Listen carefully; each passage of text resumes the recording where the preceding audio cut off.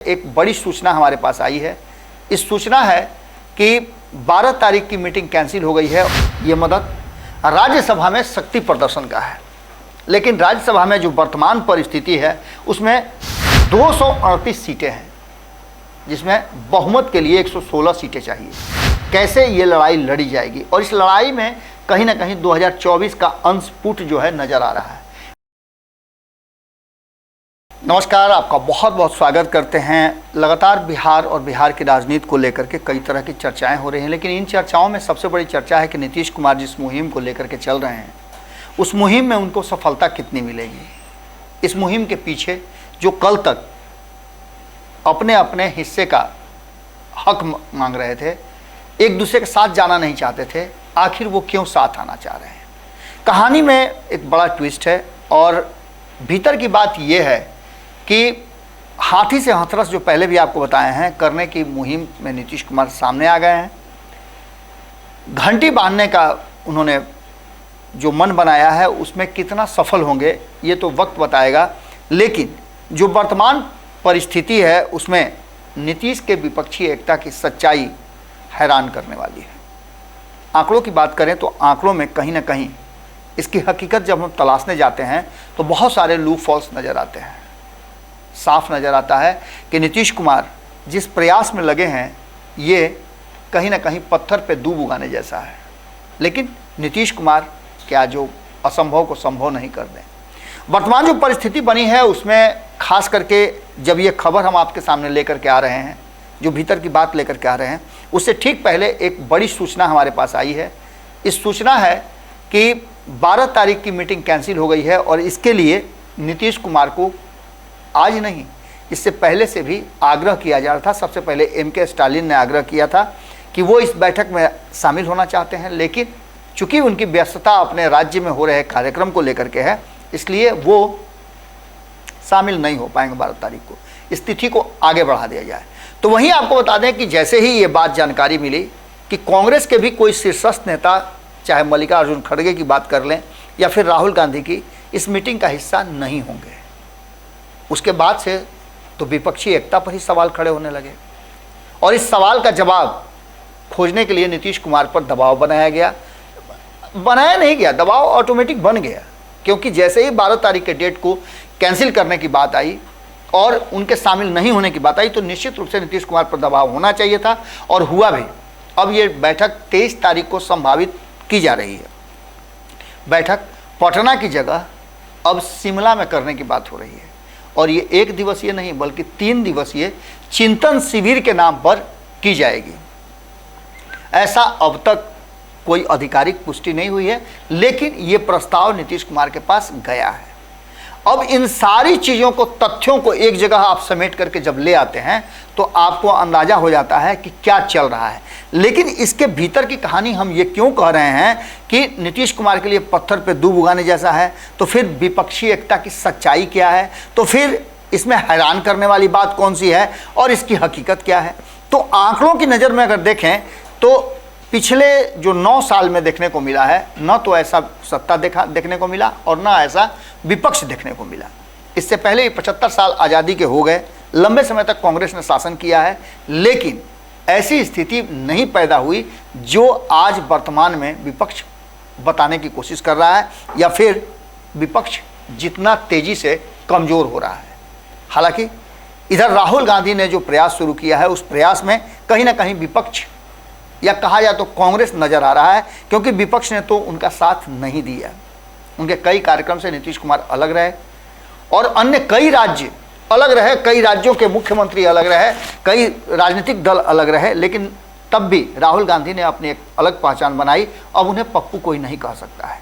लेकिन 2024 के लड़ाई से पहले जिस तरह से विपक्ष कमज़ोर हुआ है, कांग्रेस कमज़ोर हुई है, नीतीश कुमार को लीड देने के पीछे का कारण भी यही है। इन सारी बातों को अगर देखा जाए तो जिस रास्ते और जिस योजना के तहत मोदी से भिड़ंत करने की चाहत रखते हैं ये सभी दल, वो उतना मजबूत नहीं है कि नरेंद्र मोदी को सत्ता से बेदखल कर सकें। राज्यसभा में आखिर विपक्ष एकजुट होने की कवायद में लगा हुआ था। अरविंद केजरीवाल जैसे ही अध्यादेश आया दिल्ली को लेकर के फैसले के विरुद्ध, एक अध्यादेश लाने की कांग्रेस माफ़ कीजिएगा भाजपा ने पहल की, उसके बाद से कान खड़े हो गए अरविंद केजरीवाल के। और वो अरविंद केजरीवाल जो नीतीश कुमार से पहली बैठक में ये कहते हैं कि अभी हमने नहीं तय किया है कि हम किसी गठबंधन का हिस्सा होंगे, वो दूसरी बैठक में इस अध्यादेश के आते ही तुरंत अपना विचार बदलते हैं और नीतीश कुमार से बात करके स्पष्ट करते हैं कि वो इस गठबंधन का हिस्सा हैं और उन्हें भी उनकी मदद चाहिए। ये मदद राज्यसभा में शक्ति प्रदर्शन का है, लेकिन राज्यसभा में जो वर्तमान परिस्थिति है उसमें 238 सीटें हैं, जिसमें बहुमत के लिए 116 सीटें चाहिए। और इन 116 सीटों में आप माफ़ कीजिएगा 119 सीटें चाहिए। 238 हैं, उसमें से 119 सीटें चाहिए, जिसमें से 116 सीटें अभी भाजपा के पास हैं, यानी 3 कम है। क्या लगता है आपको कि भाजपा के अलावे जितने भी विपक्षी दल हैं वो इस 3 सीट का जुगाड़ नहीं होने देंगे? संभव है, क्योंकि एक वोट के कारण, एक सीट के कारण अटल बिहारी वाजपेयी की सरकार गिर गई थी। तो क्या राज्यसभा में ये अध्यादेश भी गिर जाएगा?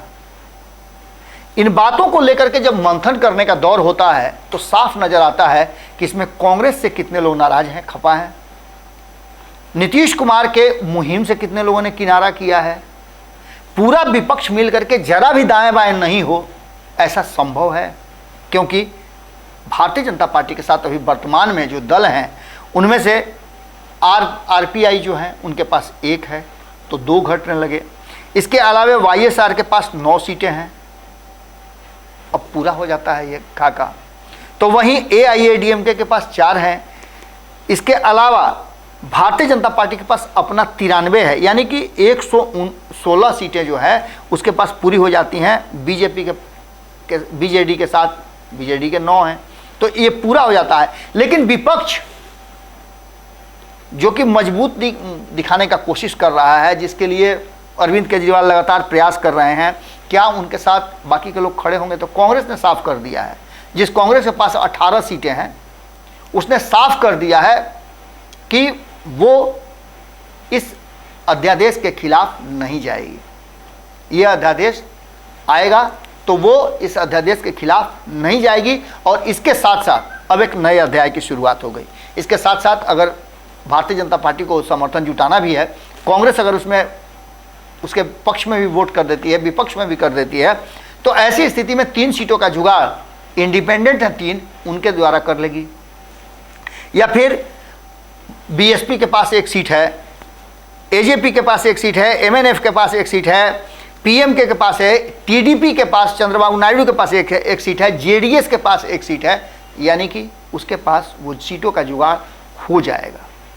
इसलिए ये प्रयास पूरी तरह से सफल नहीं है। और यहीं ये बात साफ नज़र आ रही है कि 116 सीटों के बनिस्पत 101 सीट लेकर के अगर विपक्ष ये दावा कर रहा है कि वो हरा देगा, तो ये संभव नहीं लगता है। ये अटल बिहारी वाजपेयी वाली भाजपा नहीं है, ये नरेंद्र मोदी और अमित शाह वाली भाजपा है। ऐसी स्थिति में सबसे पहला तो सवाल यही खड़ा होता है कि आखिर कैसे ये लड़ाई लड़ी जाएगी। और इस लड़ाई में कहीं ना कहीं 2024 का अंशपुट जो है नज़र आ रहा है। विपक्ष को सबसे पहले तो ये क्लियर करना पड़ेगा, हमने कल भी आपको बताया था कि विपक्ष के पास कोई राष्ट्रीय एजेंडा नहीं है।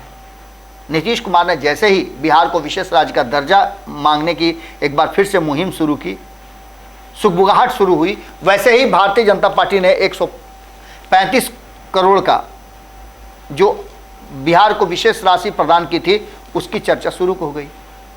भारतीय जनता पार्टी ने अपने पुराने दिग्गज नेताओं को उतार दिया मैदान में। इन सारी बातों को अगर देखा जाए तो कहीं ना कहीं भारतीय जनता पार्टी से अगर लड़ाई लड़नी है तो नीतीश कुमार नहीं, कांग्रेस को मजबूत करना होगा। और कांग्रेस मजबूत होगी चूंकि देश भर में राष्ट्रीय पार्टी के रूप में वही जानी जाती है, उसी का कैडर है। तो ऐसी स्थिति में विपक्ष में या फिर क्षेत्रीय दल जो हैं वो कांग्रेस को सपोर्ट करें, लेकिन ऐसा होता नज़र नहीं आ रहा है। केसीआर आप समझ लीजिए कि अगर लोकसभा की बात करें तो लोकसभा की 189-90 जो सीटें हैं उनमें से अधिकांश सीटें 94 सीटें भारतीय जनता पार्टी के पास है। तो ऐसी स्थिति में आप समझ सकते हैं कि भारतीय जनता पार्टी कितना मजबूत है। 50% से ज़्यादा सीटें उसके पास हैं और 50% में पूरा विपक्ष जो है सिमटा हुआ है। इसमें कांग्रेस की 18 सीटें हैं और बाकी के जो अलग अलग क्षेत्रीय दल हैं उनके पास सीटें हैं।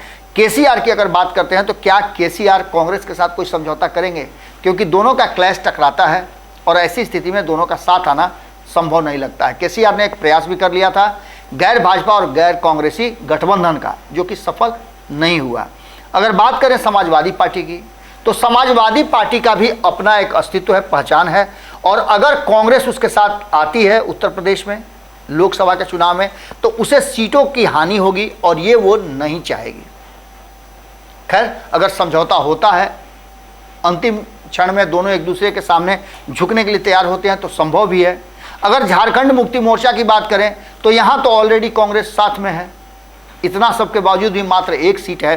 तो वहीं कर्नाटक की बात करें तो कर्नाटक जेडीएस के पास एक सीट है और एक सीट जेडीएस के पास रहने के अलावे कर्नाटक में कांग्रेस क्यों जेडीएस से अपना समझौता करेगी, जबकि वह भी अभी सरकार में आई है और उसको ऐसा लगना चाहिए कि वो राज्यसभा और लोकसभा अकेले दम पर लड़ सकती है। ऐसी स्थिति में अगर बात करें दिल्ली और पंजाब की, तो दिल्ली और पंजाब में भी कांग्रेस और आम आदमी पार्टी का क्लैश टकरा रहा है। 2024 के चुनाव से पहले अध्यादेश पर यदि कांग्रेस समर्थन भी कर देती है अरविंद केजरीवाल का, तो क्या माना जाए कि 24 में वो देशव्यापी लड़ाई में शामिल रहेंगे? इसकी संभावना कम नजर आती है। तो वहीं बात करें अगर पंजाब की, तो वहाँ भी आम आदमी पार्टी की सरकार है और वहाँ भी कांग्रेस के साथ सीधी लड़ाई है। तो ऐसी स्थिति में वहाँ भी मुश्किलें होंगी। इसके अलावे अभी कई राज्य हैं जहाँ मुश्किलें होंगी। हमने आपको बताया था कि इसके साथ साथ सबसे बड़ी समस्या जो हो रही है वो ये है, कांग्रेस काहे चाह रही है, आप समझिएगा ना। कांग्रेस का कर्नाटक चुनाव जीतना ही इस बात को दर्शा रहा है कि ये एक प्लानिंग के तहत कांग्रेस ने जो ममता बनर्जी का डिमांड था कि पटना में बैठक हो, उसे ट्रांसफ़र करा करके शिमला ले जाना चाहती है। क्योंकि कॉमन वेन्यू पर, अगर कॉमन वेन्यू की ही बात है, कांग्रेस के साथ दिल्ली में कोई नहीं बैठना चाहता है तो शिमला में बैठिए ना भाई। कांग्रेस ने ऐसा तोड़ खोजा है जिसको कहीं ना कहीं समझना पड़ेगा। कांग्रेस कर्नाटक चुनाव जीतने के बाद जब ये चर्चा शुरू हो गई कि कांग्रेस जिन 262 सीटों पे 1 नंबर और 2 नंबर रही है, उसके अलावे उसे और सीटें नहीं दी जाएंगी, बाकी की सीटों पे क्षेत्रीय दल लड़ेंगे, तब से ही ये मामला सामने आने लगा था। नीतीश कुमार का फार्मूला कहीं ना कहीं जो जिस रास्ते चल रहा था, उस फार्मूले में कई झोल सामने आ गए हैं। विपक्ष तैयार नहीं है कांग्रेस के साथ जाने के लिए, और जो तैयार हैं वो अपनी सीटें सेक्रीफाइस करने के लिए तैयार नहीं है। और अगर सीटें सेक्रीफाइस करते भी हैं तो कांग्रेस को लगता है कि वो राष्ट्रव्यापी पार्टी है, तो ऐसी स्थिति में उसे अधिक सीटों पर चुनाव लड़ना चाहिए। इसके अलावे हमने आपको एक और बड़ी बात कही थी कि हो सकता है 2024 के चुनाव से पहले क्षेत्रों के परिसीमन में लोकसभा की सीटें बढ़ करके 888 भी हो सकती हैं। लंबे समय से परिसीमन नहीं हुआ है और ऐसी स्थिति में एक परिसीमन ड्यू है। भारतीय जनता पार्टी अपने चुनाव जीतने के लिए ये हथकंडा भी अपना सकती है। और ऐसी स्थिति में खास करके अगर पूर्वोत्तर राज्यों की बात करें, हिंदी पट्टी के राज्यों की बात करें, तो वहाँ 85% सीटें बढ़ने की संभावना व्यक्त की जा रही है। हमने आपको पूरा आंकड़ा बताया था, एक बार फिर से हम उसकी चर्चा जरूर करेंगे, लेकिन इस चर्चा में बस इतना ही कि नीतीश कुमार की विपक्षी एकता जो है उसकी सच्चाई यही है कि सच्चाई दम तोड़ती नजर आ रही है और पूरे विपक्ष को जुटाने में नीतीश कुमार सफल नहीं हो पाए हैं।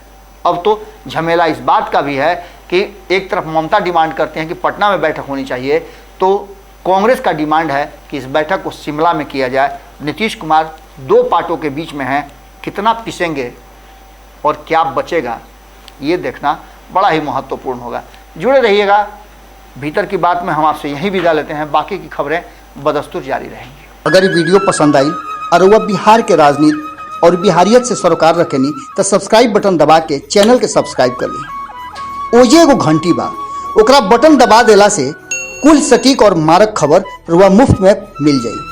अगर रुआ पत्रकारिता के हमनी के नया प्रयोग में सहयोग कर चाहतानी तो ज्वाइन बटन दबा दी। पेटीएम नंबर नोट कर ली 9386816700। धन्यवाद।